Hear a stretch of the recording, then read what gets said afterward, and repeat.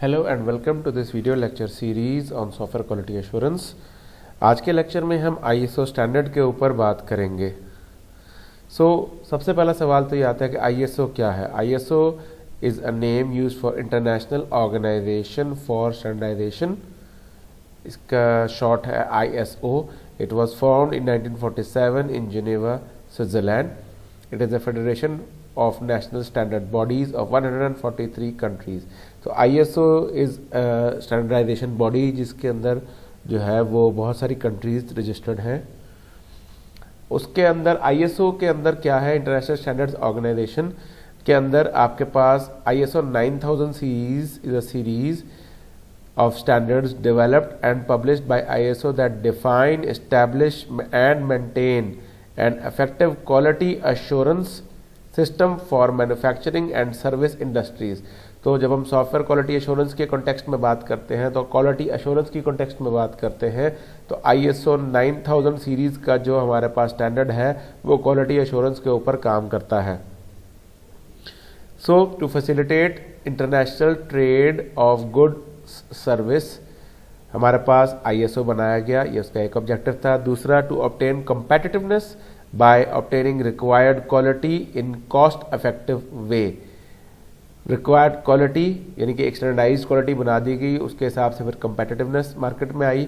And promote total quality control system TQC, यानी कि आपके पास जो भी मॉडल जो भी चीज़ आप बना रहे हैं उस पर एक certain level of quality maintain की जाए, ये ISO का बेसिक ऑब्जेक्टिव था। और उसके अलावा ISO क्या कहता है, ISO मेथोडोलॉजी बेस करती है PDCA के ऊपर, that is plan, do, check and act.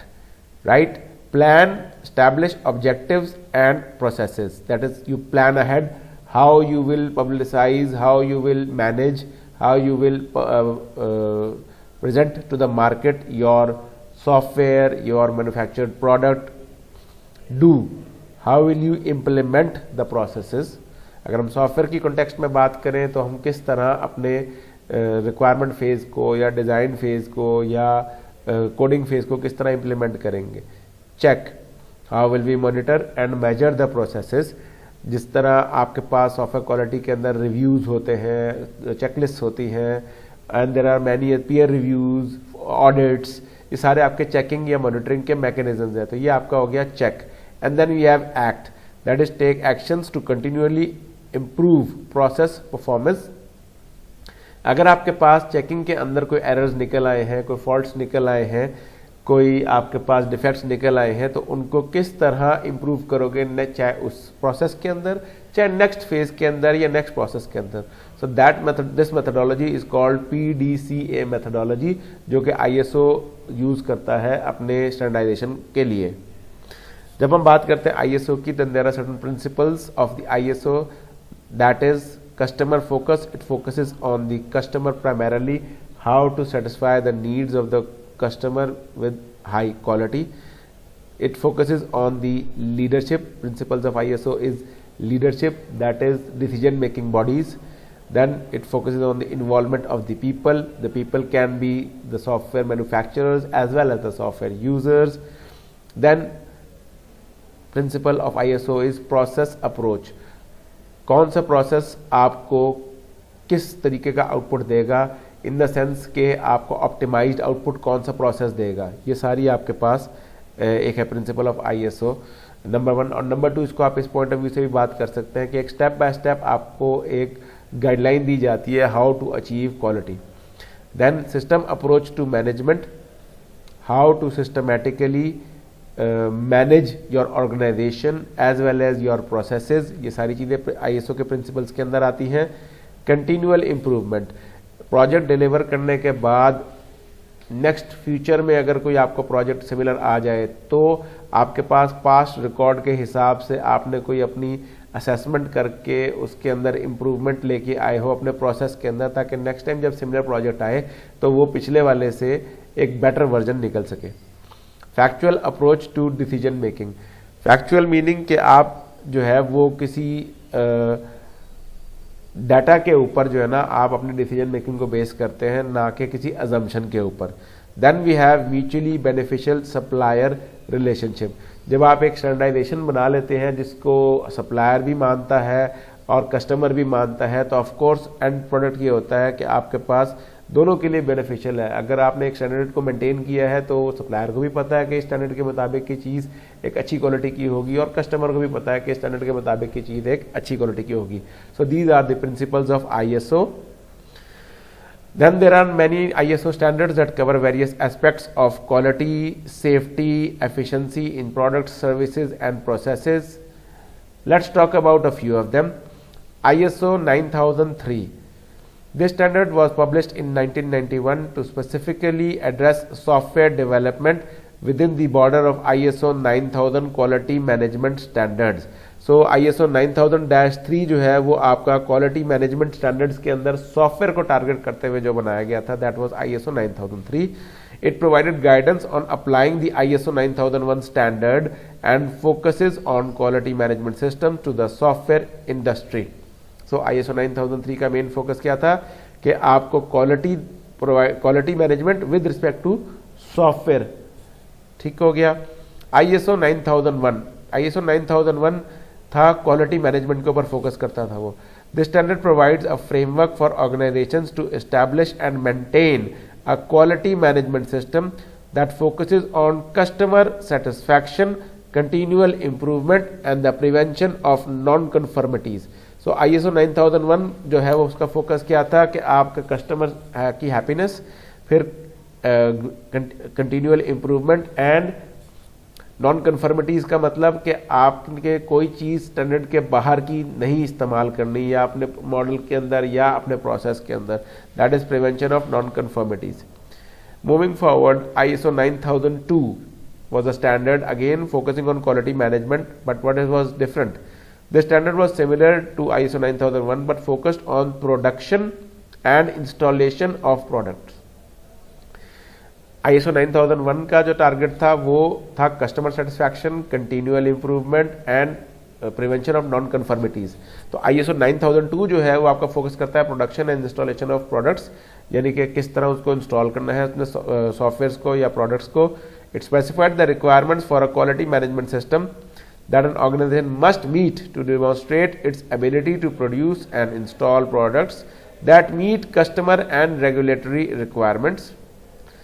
तो इसका फोकस सिर्फ ये था कि किस तरह आप जो है वो अपने सॉफ्टवेयर को बनाएंगे जो कि तमाम स्टैंडर्डाइज स्टैंडर्ड्स को मीट कर सके। However, 9002 was withdrawn in 2000 and organizations are now recommended to implement ISO 9001.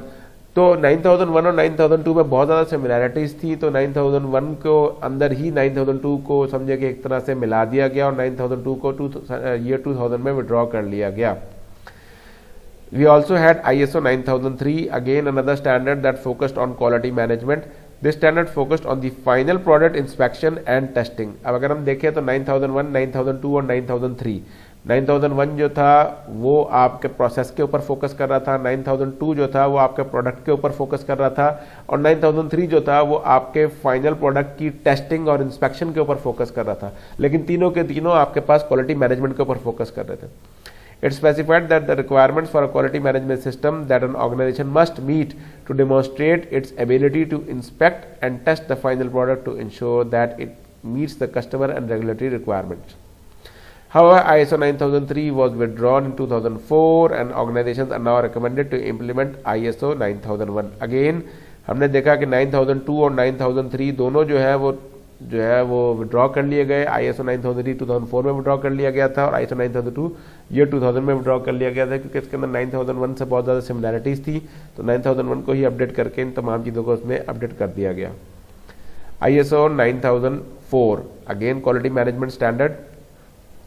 This standard provides guidelines for organizations to achieve sustained success and improve overall performance. It is not a certification standard but rather a set of guidelines for self-improvement.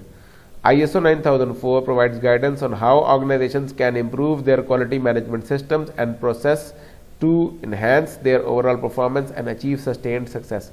So ISO 9004 जो है वो एक certification नहीं है, बल्कि वो आप अपनी ऑर्गेनाइजेशन को अगर फर्दर इम्प्रूव करना चाहें, उसकी क्वालिटी मैनेजमेंट के कॉन्टेक्स्ट में, अपनी ऑर्गेनाइजेशन की ओवरऑल परफॉर्मेंस के कॉन्टेक्स्ट में, तो उसके लिए ISO 9004 का स्टैंडर्ड बनाया गया है, again focusing the quality management. Then there is the standard of ISO 12207. This standard is also similar for IEEE 12207 and IEC 12207. इस लेक्चर में हम ISO के ऊपर फोकस कर रहे हैं, तो हमारा फोकस ISO के ऊपर ही रहेगा. Also known as ISO 12207 या 12207. It is an international standard that defines the processes involved in the software life cycle. It was first introduced in 1995 and it outlines everything from developing software to maintaining it. जब हम software life cycle की बात करते हैं तो we are talking about SDLC. तो 12207 जो है वो पूरा आपका SDLC के ऊपर फोकस करता है कि उसको किस तरह होना चाहिए, किस तरह उसमें इंप्रूवमेंट्स लानी चाहिए. Then we have ISO 14001. This particular standard focuses on environmental management. This standard helps organizations establish an environmental management system to reduce their impact on the environment, comply with environmental regulations, and continually improve their environmental performance.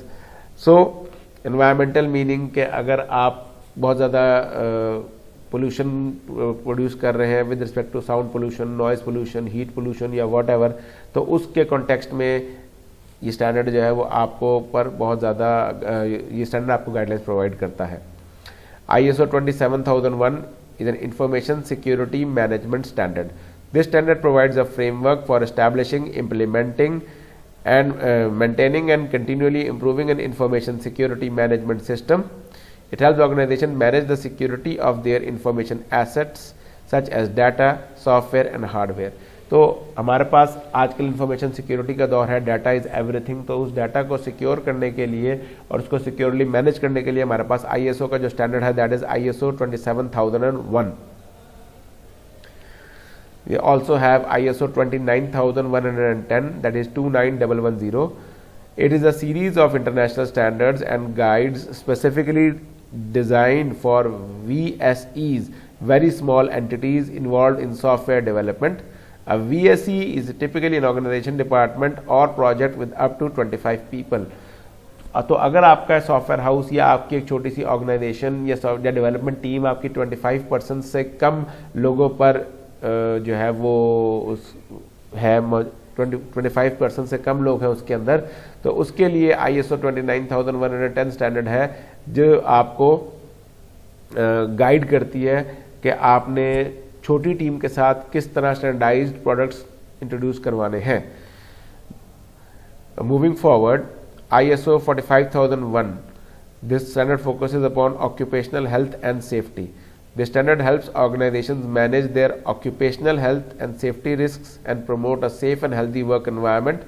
It provides a framework for identifying and controlling hazards, complying with legal requirements, and continually improving occupational health and safety performance. So, 45001 ISO 45001 का जो standard है वो क्या करता है, वो आपकी health and safety के लिए है, जिसके अंदर आपकी वर्किंग एनवायरनमेंट में कितने कंफर्टेबल हैं आप, उसके ऊपर फोकस हो रहा है with respect to safety, with respect to risk, with respect to your health. We also have ISO 50001 which is focused upon energy management. The standard helps organizations establish an energy management system to improve their energy efficiency, reduce their energy consumption and costs, and decrease their environmental impact. It provides a framework for measuring, monitoring, and improving energy performance. So ISO 50001 का focus है कि आप किस तरह अपने organisation में energy management कर सकते हैं, उसके लिए उसकी मेजरिंग, उसकी मॉनिटरिंग और उसकी इम्प्रूवमेंट जो है वो उसका स्टैंडर्ड ISO ने 50001 दिया है. So that's it for this lecture on ISO. हमने बेसिक ISO की डेफिनेशन देखी और उसके कुछ स्टैंडर्ड्स को हमने ओवरव्यू किया कि what are the standards and what are their functions. So I hope you are able to learn something from these standards. Thank you very much.